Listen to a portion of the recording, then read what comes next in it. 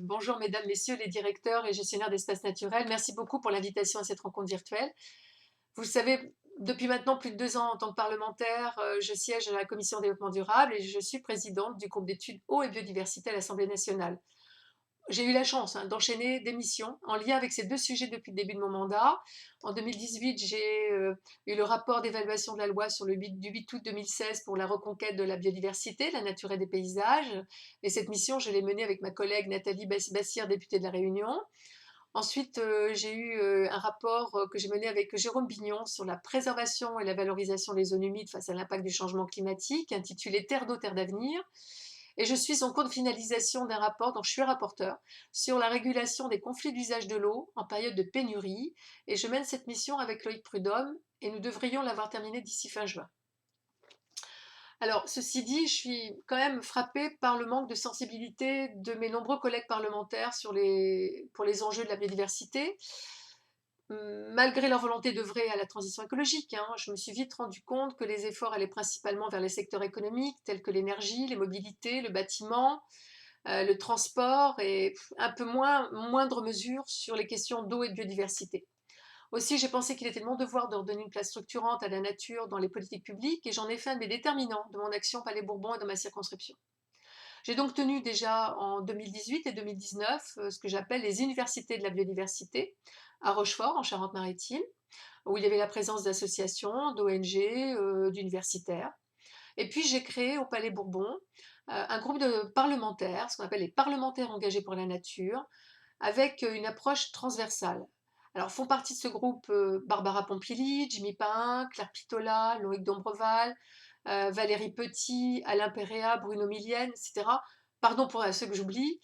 Et ce groupe de travail, il a été lancé le 26 juin 2019 sous le haut patronage de Richard Ferrand.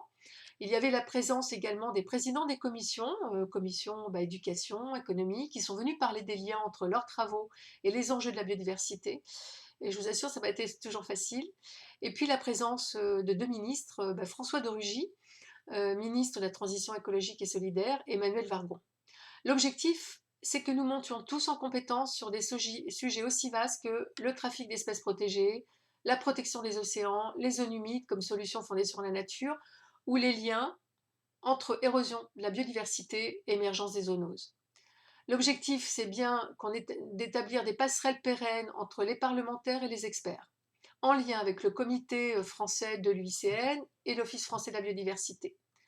Et notre objectif, c'est d'être présent à Marseille pour le Congrès mondial de la nature, qui est programmé, vous le savez, du 7 au 15 janvier. Et nous avons une journée qui nous est dédiée le 12 janvier. Donc à vos agendas si cela vous intéresse. Notre objectif, c'est vraiment de pousser l'ambition française en vue de la COP15 en Chine. Mon combat, je le mène également en tant que membre du conseil d'administration de Ramsar France.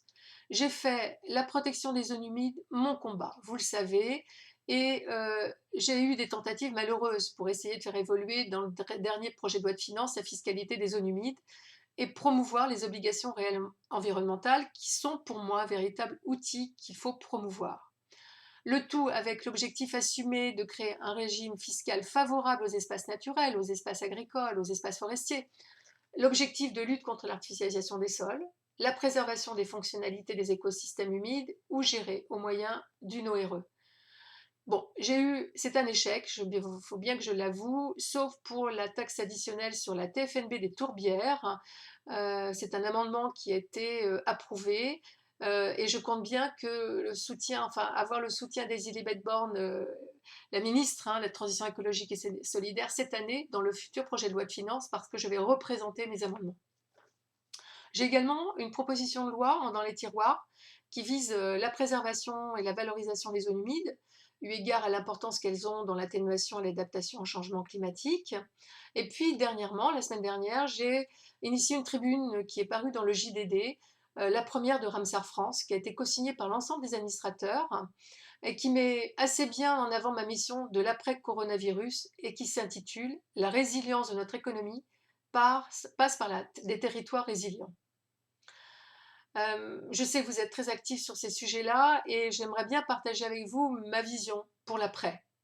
Alors, quand on parle crise sanitaire ou crise économique, il est frappant de trouver une communauté d'origine avec la crise climatique et le déclin dramatique de la biodiversité. Donc nous devons profiter du jour d'après pour traiter les causes de cette crise. Et elles sont connues. La déforestation, l'agriculture intensive, l'artificialisation des sols, la pollution massive de nos sols, de nos cours d'eau, de l'air, etc. Il faut donc des changements. On ne peut plus continuer comme ça c'est clair, et c'est ce qui nous a conduits là où nous en sommes. Il est impératif que les États ne privilégient pas des stratégies de relance à court terme au détriment de leurs engagements climatiques et environnementaux. Et dans ce contexte de relance économique, je crains que nous recommencions comme avant, c'est-à-dire en privilégiant la relance économique uniquement pour éviter une récession mondiale. Alors, je le répéterai jamais assez, nous avons déjà des territoires vulnérables, dont les fonctionnalités écologiques, les écosystèmes ont été dégradés. Ils sont donc eux-mêmes le support d'un tissu économique qui est fragile. Alors j'ai écrit au président de la République, je lui ai fait part de mes propositions qui s'articulent autour des solutions fondées sur la nature et qu'il faut à mon sens replacer au cœur de l'équation politique à la fois nationale et territoriale. C'est vrai que dans mon monde idéal, il faudrait dépasser ce qu'on appelle l'anthropocène aveugle. L'hypothèse la plus probable concernant la crise actuelle et probablement et plus globalement concernant l'accroissement exponentiel du nombre des zoonoses depuis le dernier quart de siècle, c'est que les animaux sauvages soient porteurs de virus, mais que les interfaces de contact avec l'homme et l'animal augmentent considérablement. Il y a la déforestation, le changement d'usage des sols, l'artificialisation et le commerce d'espèces sauvages sont des parfaits exemples de ce qui a conduit à l'augmentation de l'interface entre l'animal et l'homme. On rajoute à ça l'urbanisation, la rapidité des transports de longue distance, qui sont eux aussi des facteurs de transmission entre humains. D'après les échanges que j'ai eus récemment avec Jean-François Sylvain et Hélène Soublé de la Fondation pour la recherche sur la biodiversité, il semblerait que nous puissions répondre par l'affirmative à la question: est-ce que l'augmentation des zoonoses, source potentielle d'épidémies et de pandémies, est liée à l'érosion sans précédent de la biodiversité? Eh ben, c'est bien ce qu'il faut changer dans notre rapport avec la nature, puisque nous sommes arrivés à la menacer. Pire, c'est notre survie en tant qu'espèce qui est en question. Donc il faut donc envisager une autre forme de cohabitation entre les humains et le reste de la vie terrestre, plus respectueuse de cette dernière si nous voulons tout simplement survivre. Les changements de comportement attendus pour y remédier sont majeurs, et vous avez eu il y a l'IPBES qui a identifié à la fois des pressions directes et indirectes à l'origine de nos maux. Les pressions directes, on les connaît, hein, ce sont les pertes de changement d'habitat, la surexploitation, le changement climatique, la pollution, les invasions biologiques.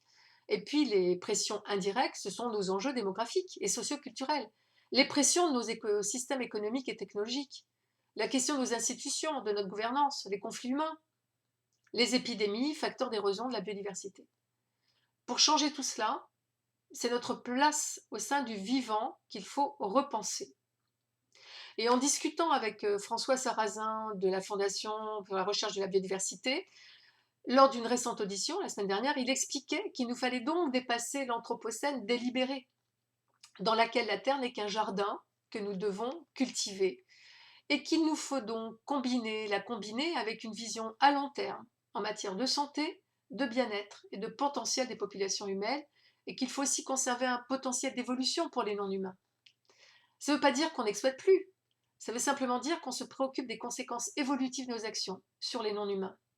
Et en faisant cela, nous dépasserions l'anthropocène. Je trouve que cette approche est extrêmement intéressante et c'est celle qui devrait guider nos actions. Je vous invite à réfléchir à tout ça, c'est quand même pas simple, mais parce que la tâche elle est colossale, car plus on diminue l'impact environnemental de nos politiques publiques, plus l'effort de la transition devient important. Voilà, ceci dit, mes recommandations avec les gestionnaires d'espaces naturels, eh bien écoutez, ce que je peux vous dire, c'est que vous êtes un des éléments moteurs dans la protection de la biodiversité et du patrimoine biologique. Et je ne peux que vous encourager à redoubler d'efforts pour continuer à apporter votre expertise, votre connaissance des milieux, au territoire, à la population. Vous avez de nombreux outils à votre disposition pour gérer les sites, préserver les milieux, restaurer les espaces forestiers et les zones humides. Je sais que souvent les moyens et les budgets humains et financiers ne sont pas forcément tous là, mais voilà. Je pense que nos combats, en tout cas, convergent et que cela passe par un partage de la connaissance. Je suis à votre disposition, ainsi que les parlementaires engagés pour la nature, parce que c'est vrai qu'il nous faut réfléchir aussi au jour d'après. Le jour d'après du Covid-19 nous offre une formidable opportunité pour participer au plan de relance dont nous avons besoin, un plan de relance écologique et solidaire. Vous pouvez compter sur mon soutien et ceux des parlementaires engagés pour la nature. Voilà. Je vous remercie beaucoup de m'avoir laissé le temps de partager avec vous mon approche sur le jour d'après et je vous souhaite un très bon congrès. À très vite.